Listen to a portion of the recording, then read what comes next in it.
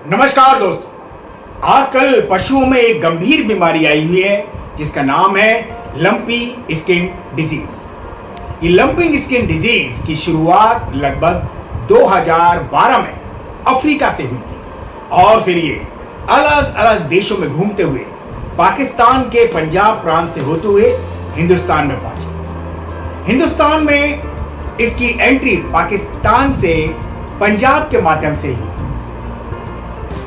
अगर हम इस बीमारी को देखें तो अभी तक इसका कोई भी उपचार नहीं है सिवाय इसके कि पशुओं को वैक्सीनेट कराया जाए। आखिर फिर क्या किया जाना चाहिए? तो दोस्तों, इसके लिए जरूरी है कि लक्षणों के अनुरूप पशुओं का सिम्प्टोमेटिक ट्रीटमेंट किया जाए। तो उसके लिए जरूरी है कि हम समझें कि आखिर कौन से लक्षण हैं जो लंपी के मरीज में, ये लंपी से पीड़ित पशु में आते हैं। तो यदि हम बीमारी को देखें तो सबसे ज्यादा इसके अंदर जो परिणाम है वो भैंसों के माध्यम से गायों में ये बीमारी अधिक होती है।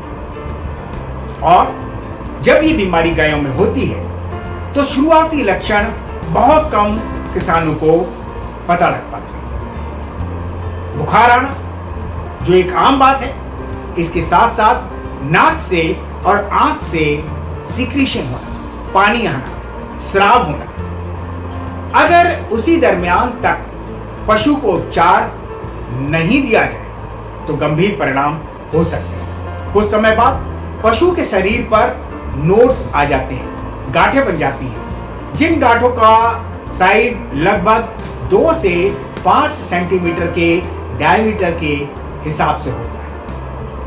आने वाले समय में हो सकता है कि ये गांठें फट जाएं और पशु को सेकेंडरी इंफेक्शन हो जाए, उसको वुंड हो जाए, घाव हो जाए। और घाव में आने वाले समय में हो सकता है कि अन्य तरीके के इंफेक्शन हो जाए, उसके अंदर गैमेट्स, कीड़े तक पड़ जाए।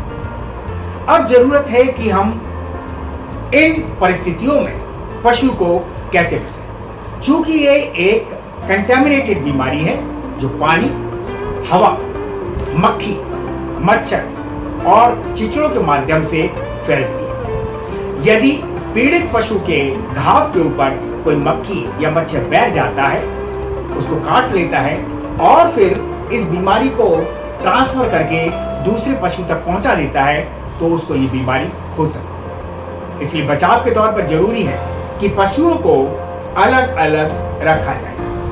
पीड़ित पशुओं को और गैर पीड़ित पशुओं को मक्खी और मच्छरों से बचाया जाए। अब इसके अंदर होता क्या है? तो जैसा कि मैंने बताया कि नाक और आंख से स्राव आता है, बहुत टेम्परेचर बढ़ जाता है, गांठें हो जाती हैं, साथ में पशु बहुत कमजोर हो जाता है, उसके पैरों में सूजन आ जाती है, दुधारू गाय दूध देना बहुत कम कर देती है।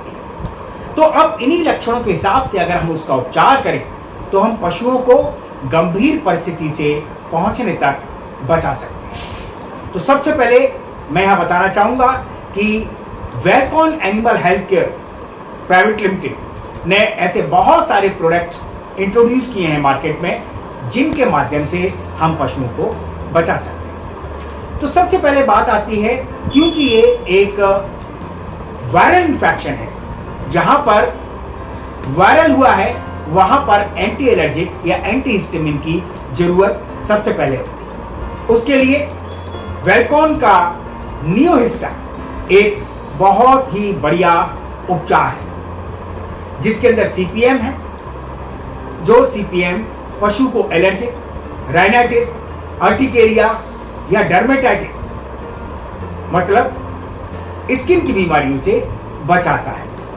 नियोहिस्टा के बाद में जरूरत है कि हम पशु को इम्यूनिटी दें, रोग प्रतिरोधक क्षमता दें। तो रोग प्रतिरोधक क्षमता देने के लिए, उसकी इम्यूनिटी बढ़ाने के लिए वेलकॉन एनिमल हेल्थ केयर में वेलमिसॉल इंजेक्शन इंट्रोड्यूस किया है जो इम्यूनिटी को बढ़ाता है। साथ के साथ में ये टी सेल्स जो हैं, डब्ल्यूबीसी के टी लिम्फोसाइट सेल्स जो है उनको रेगुलेट करता है।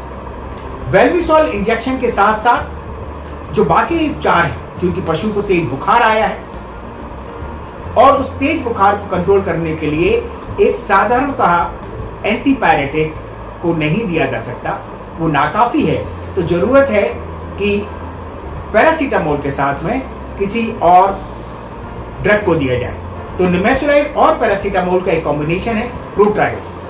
प्रोट्रायो पशु के टेम्परेचर को नॉर्मल करता है मात्र 8 से 10 मिनट के अंदर और पशु को बुखार नहीं आता। प्रोट्रायो के साथ साथ चूंकि मैंने बताया कि शुरुआती लक्षणों में पशु के पैरों में सूजन आ सकती है, उस सूजन में भी दर्द होता है, तो एनाल्जेसिक या एनेसाइड एक्शन के साथ साथ पशु को शेरेशोपेप्टाइडेज जैसा ड्रग चाहिए जो प्रोटीयोलाइटिक एंजाइम का काम करे, जो सूजन को कम करे। उसके लिए विशेष तौर से वेलकॉन एनिमल हेल्थ केयर ने प्रोसाइल गोल्ड नामक बोलस को इंट्रोड्यूस किया है, जिसके अंदर फ्लूनिक्सिन है जो एनेसाइड का काम करता है, शेरेशोपेप्टाइडेज एंटी प्रोटीयोलाइटिक एक्शन देता है, मैग्नीशियम।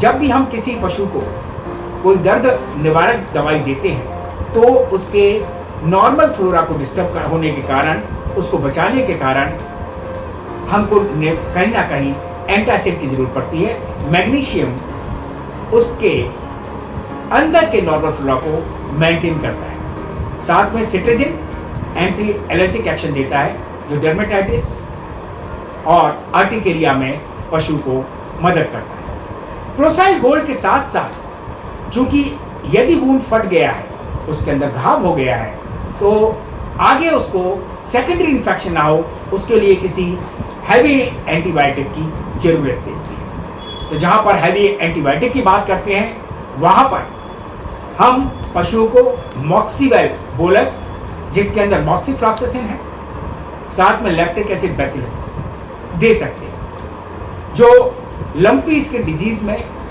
वूंड्स को भरने में मदद करता है, साथ साथ उनको किसी भी तरीके का सेकेंडरी इन्फेक्शन नहीं होने देता। इसी के साथ साथ एक और प्रोडक्ट है जो लंपी स्किन डिजीज में बहुत लाभदायक है, वो है नोलम इंजेक्शन।